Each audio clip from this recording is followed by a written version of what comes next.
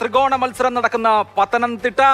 അവിടെ ആരാണ് മുൻപിൽ? ആന്റോ ആന്റണി, തോമസ് ഐസക്, അനിൽ ആന്റണി, മൂന്ന് പ്രമുഖർ ഏറ്റുമുട്ടുന്നു. എന്ത് സംഭവിക്കും പത്തനംതിട്ടയിൽ?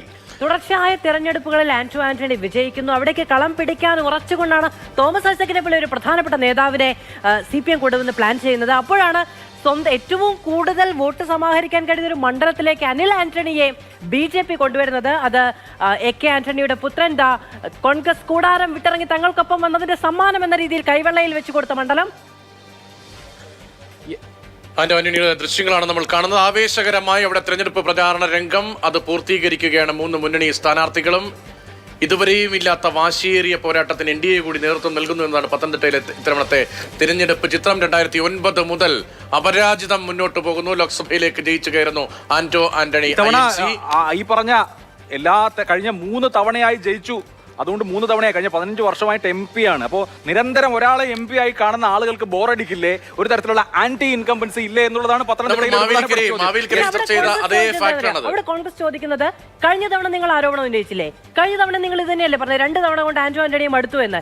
എന്നിട്ടും വിജയിച്ചു കയറിയില്ലേ എന്നാണ് കോൺഗ്രസ് ചോദിക്കുന്നത്. 5 വർഷം കഴിഞ്ഞല്ലോ. അതെ, ഈ 5 വർഷത്തിനുള്ളിൽ ആന്റോ ആന്റണിയെ കൂടുതൽ വെറുത്തു, കൂടുതൽ മതിയായി എന്ന് നിങ്ങൾ പറയുന്നതിന്റെ അടിസ്ഥാനം എന്താണ് എന്നുള്ളതാണ് കോൺഗ്രസ് തിരിച്ചു ചോദിക്കുന്നത്.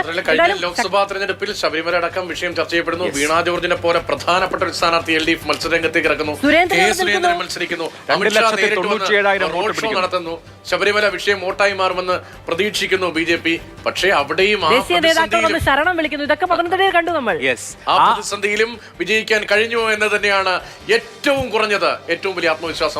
സുരേന്ദ്രൻ സമാഹരിച്ച വോട്ടുകൾ അനിൽ ആന്റണിക്ക് സമാഹരിക്കാൻ കഴിയുമോ എന്നതൊരു പ്രശ്നമാണ്. പത്തനംതിട്ടയിലെ പ്രാദേശിക നേതാക്കൾക്കിടയിൽ എത്രത്തോളം അദ്ദേഹം ഒരു സ്വാധീനം നേടിയിട്ടുണ്ട്. അതായത് പെട്ടെന്ന് ഒരാളെ കൊണ്ടുവന്ന് നൂലിൽ കെട്ടി ഇറക്കുമ്പോൾ അത്രയും കാലം അവിടെ പണിയെടുത്ത ആളുകൾ പുറത്തു നിൽക്കുകയാണ്. അതടക്കമുള്ള അങ്ങനെയാണെങ്കിൽ BJPക്ക് കുറയുന്ന വോട്ടുകൾ എങ്ങോട്ട് പോകും? 2,97,000 ചില്ലറ വോട്ടുകൾ പിടിച്ച BJPയുടെ വോട്ട് കുറയുന്നത് ആർക്ക് ഗുണകരമാകും എന്നതൊരു വലിയ ചോദ്യമാണ്. എല്ലാ സർവേകളും കൂടുതൽ വോട്ടുകളാണ് പ്രവചിച്ചത് എന്നുള്ളതും പ്രധാനമാണ്. നമ്മുടെ അവസാനത്തെ സർവേ 26% വോട്ടാണ് പറയുന്നത്. അത് പ്രത്യേകിച്ച് ക്യാമ്പയിൻ തുടങ്ങിയ ഒരു മൂർധന്യത്തിൽ എത്തി നിൽക്കുമ്പോൾ 26% കഴിഞ്ഞ 29% വോട്ട് നേടിയത്. ചെയ്യുകയാണെങ്കിൽ 10 ലക്ഷം വോട്ടാണ് പോൾ ചെയ്യുന്നതെങ്കിൽ 26 എന്ന് പറയുമ്പോൾ 2,60,000-70,000 വോട്ട് വരും. അതായത് നേരത്തെയുള്ള ഡീറ്റിലേക്ക് അല്ലേ, ആ ഡീറ്റിലേക്ക് തന്നെ എത്താനുള്ള സാധ്യതയും ഒക്കെ ഉണ്ട്. ഏതായാലും നമുക്ക് മാർഷൽ V സെബാസ്റ്റ്യൻ ഉണ്ട്, അതുപോലെ തന്നെ അഭിലാൽ ഉണ്ട്. ആദ്യം മാർഷലിലേക്ക്. മാർഷലിന്റെ സ്വന്തം മണ്ഡലമാണ് പത്തനംതിട്ട. മാർഷൽ, പത്തനംതിട്ടയിൽ ഇഞ്ചോടിഞ്ചുണ്ടോ ത്രികോണമുണ്ടോ? എന്താണ് മാർഷലിന് തോന്നുന്നത്? പത്തനംതിട്ട ലോക്സഭാ മണ്ഡലം നിലവിൽ വന്നതിന് ശേഷം നടന്ന 3 തെരഞ്ഞെടുപ്പ്, ആ 3 തെരഞ്ഞെടുപ്പും UDF ആന്റോ ആന്റണി വലിയ ഭൂരിപക്ഷത്തിൽ ജയിച്ചിട്ടുള്ള ഒരു മണ്ഡലമാണ്. പക്ഷേ ആദ്യഘട്ടത്തിൽ K അനന്തഗോപനെതിരെ മത്സരിക്കുമ്പോൾ അദ്ദേഹം 1 ലക്ഷം വോട്ടിൻ്റെ ഭൂരിപക്ഷം നേടിയെങ്കിൽ അത് ഫിലിപ്പോസുമായി മത്സരിക്കുന്ന സമയത്ത് വെറും 56,000 കുറയുന്നു. അതിനുശേഷം കഴിഞ്ഞ തെരഞ്ഞെടുപ്പ്, അതായത് ശബരിമല ഇഷ്യൂ തൊട്ടുള്ള പ്രധാനപ്പെട്ട പ്രശ്നങ്ങൾ നിലനിൽക്കുന്ന ഒരു മണ്ഡലത്തിൽ കഴിഞ്ഞ തവണ വീണ ജോർജിനോട് അദ്ദേഹം 40,000 വോട്ടിന് ജയിക്കുന്നു.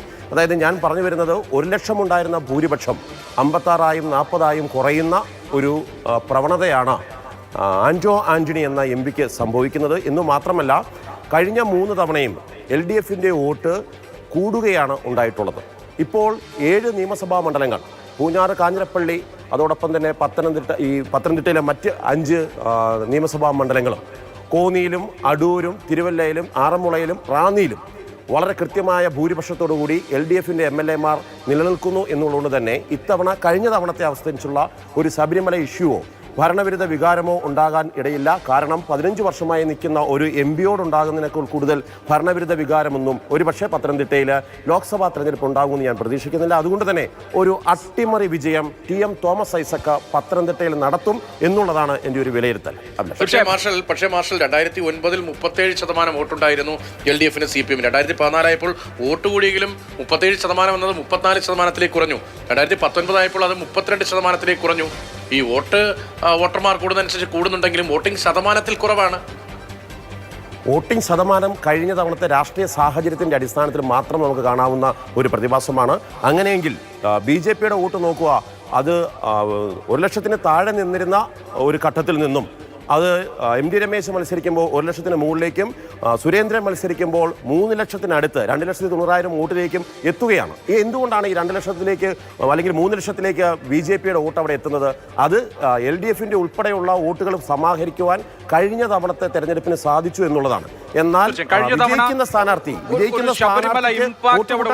എന്നുള്ളത് വ്യക്തമാണ്. അഭിലാല്, പത്തനംതിട്ട എടുത്താൽ പത്തനംതിട്ട മണ്ഡലത്തിൽ വരുന്ന 7 നിയമസഭാ നിയോജക മണ്ഡലങ്ങളും LDFന്റേതാണ്. പത്തനംതിട്ട ജില്ലയിലെ 5 മണ്ഡലത്തിലും LDF ആണെന്ന് മാത്രമല്ല, കേരള കോൺഗ്രസ് വന്നതോടുകൂടി കാഞ്ഞിരപ്പള്ളി, പൂഞ്ഞാർ, റാന്നി മേഖലകളിൽ LDFന് അഡീഷണലായി വോട്ട് കിട്ടുകയും ചെയ്യും. അപ്പോൾ പിന്നെ തോമസ് ഐസക്കിന് കാര്യങ്ങൾ വളരെ എളുപ്പമല്ലേ?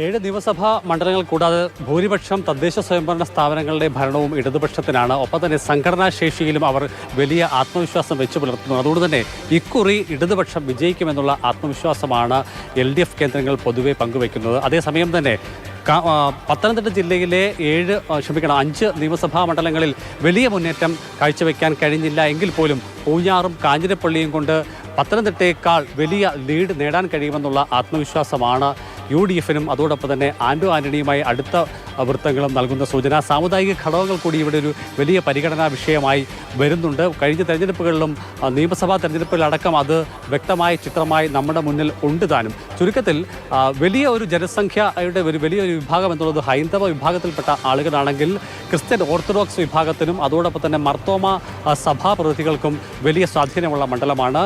പെന്തക്കോസ് വിഭാഗമുണ്ട്. പിന്നീട് വരുന്ന പൂഞ്ഞാർ, കാഞ്ഞിരപ്പള്ളി മേഖലകളിൽ മുസ്ലിം ജനവിഭാഗത്തിനും മെച്ചപ്പെട്ട നിലയിൽ വോട്ട് ലഭ്യമാകും എന്ന് തന്നെയാണ്. അവർക്കും മെച്ചപ്പെട്ട നിലയിൽ വോട്ടുള്ള ഒരു മണ്ഡലം കൂടിയാണ്. ചുരുക്കത്തിൽ രാഷ്ട്രീയമായ ഘടകങ്ങൾക്ക് ഒപ്പം തന്നെ സാമുദായിക ഘടകങ്ങളും ഈ തെരഞ്ഞെടുപ്പിനെയും സ്വാധീനിക്കുമെന്നുള്ളത് വളരെ വ്യക്തമാണ്. സ്ഥാനാർത്ഥി നിർണ്ണയത്തിൽ മുന്നണികളും ഈ വിഷയങ്ങളൊക്കെ തന്നെ പരിഗണിച്ചുകൊണ്ട് തന്നെയാണ് സ്ഥാനാർത്ഥികളെ നിശ്ചയിച്ചിട്ടുള്ളത്.